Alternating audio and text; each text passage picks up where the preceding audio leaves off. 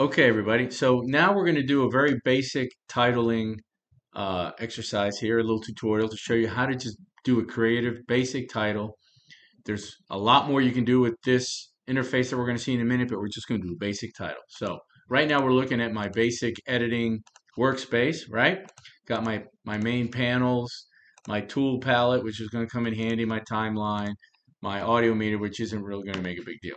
I'm going to, in order to access the graphics, which is now part of what they call the Essential Graphics package or panel, I'm going to go up to Window and I'm going to go into one of the workspaces here where I have actually already created one. You can have the default right here that says Essentials, right? If you go here, it gives you what Premiere would like to give you in terms of accessing that information. Here's Essential Graphics.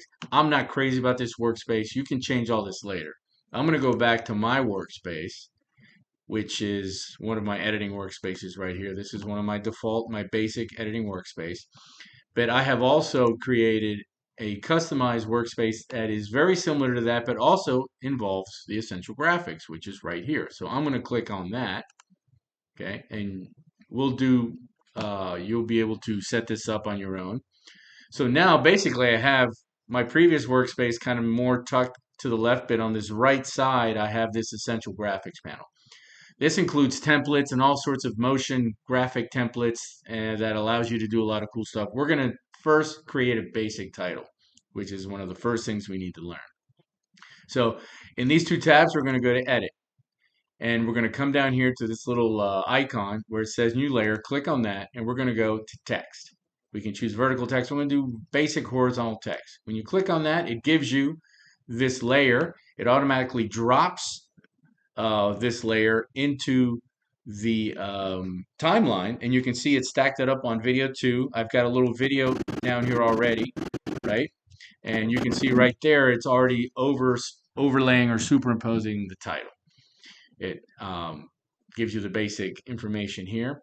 While I'm still in the selection tool, I can grab this and reposition it anywhere I want. I can also grab these handles, make it a little bigger, right, and adjust it. I'm going to make it a little bigger. I'm going to put it sort of like right between, um, right in the windshield here. Now, on this panel, I have all the different attributes that I can manipulate. I'm gonna skip this responsive design thing. A lot of stuff you've seen before. If you ever worked with the legacy titler in previous versions of Premiere, or you've worked in Photoshop, you see this stuff all the time. This is alignment, justification. This is positioning, right?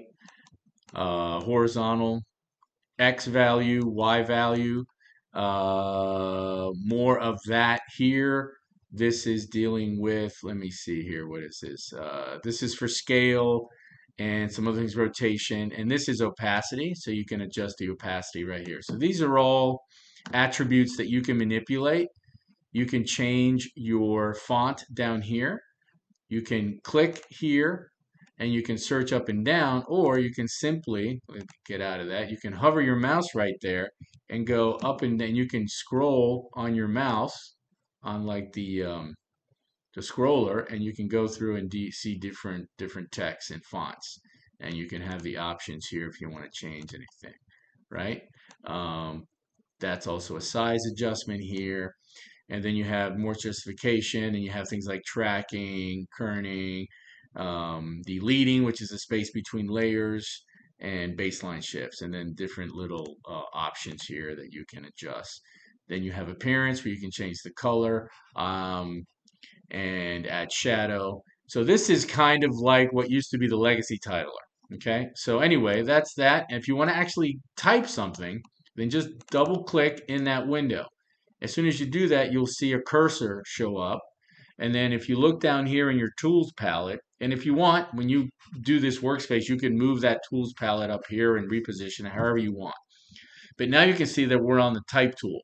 Okay, and this is going to give me a horizontal type tool. If I click on this little um, bottom of the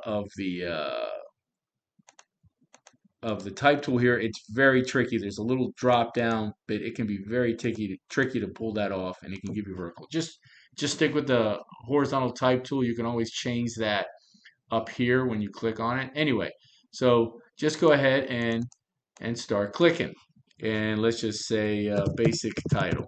And we'll just type in basic title, right? And now if you're done typing, if you don't want to type any more text, you got to go back to the selection tool. Otherwise, if you try to grab it, it of course thinks you want to type. So I'm going to click over here, but then that adds another layer. So click on that, and I'm going to clear that. So you don't want to do that.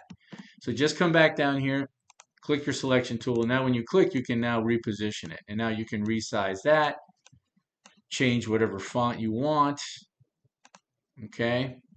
So that you can see that's very big because now my font's like big there. Let me just go with basic title there. There we go. Position it.